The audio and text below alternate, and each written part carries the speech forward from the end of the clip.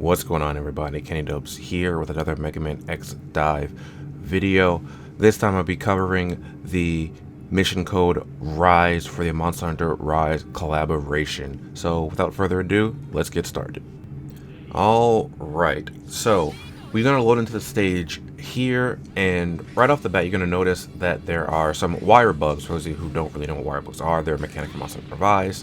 I'm not too keen on the mechanic in Mega Man X Dive. Maybe that's because I'm not that good at it, but it doesn't seem to be consistent for me when I try to use them. Particularly this first one. As you see, I missed my jump a few times, but basically what you're going to do is when you get within range of the wire bug within like that green circle, you're just going to hit the jump button again and you will be able to use the wire bug.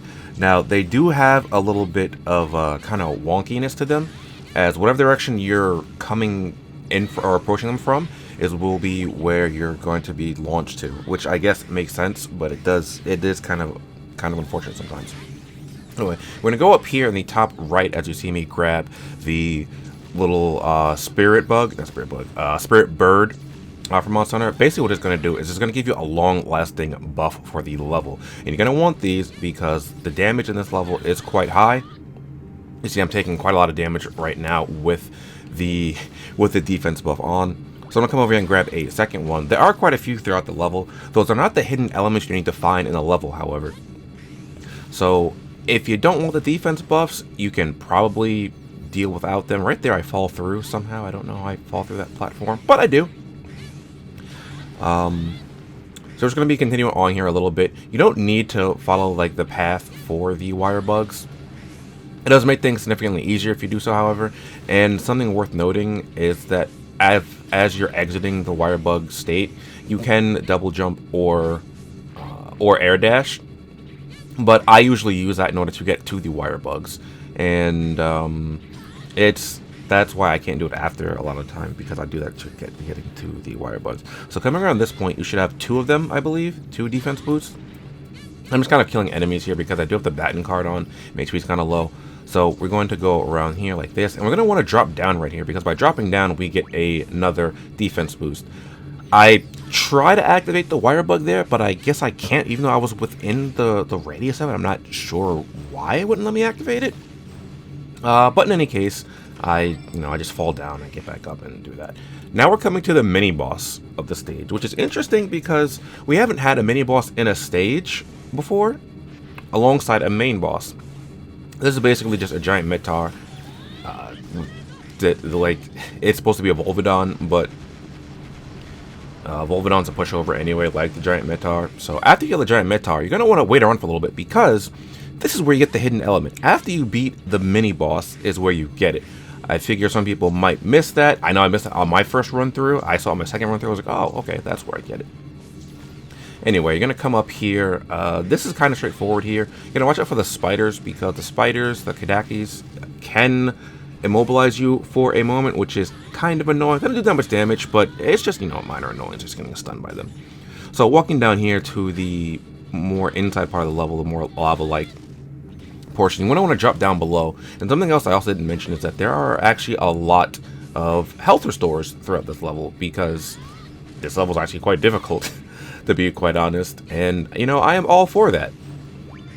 So as you see there, I picked up a health restoration. I grab another spirit bird there, and now we're at 4.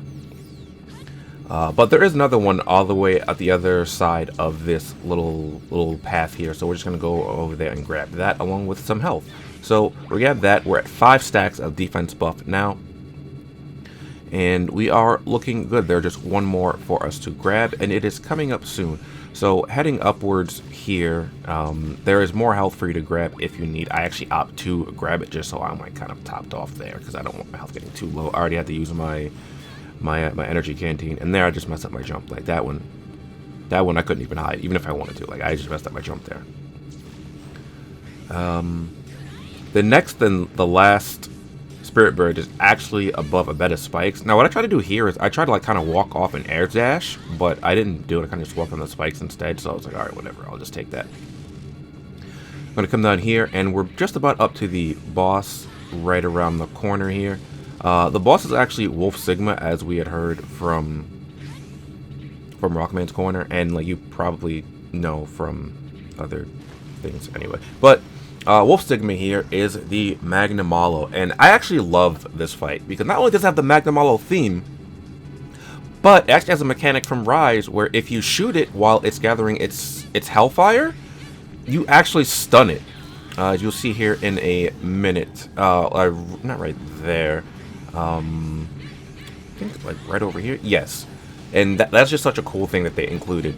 Something else that's probably well known by this point is that for Wolf Sigma, you can kind of just hug the wall over here like this, and he's basically just free.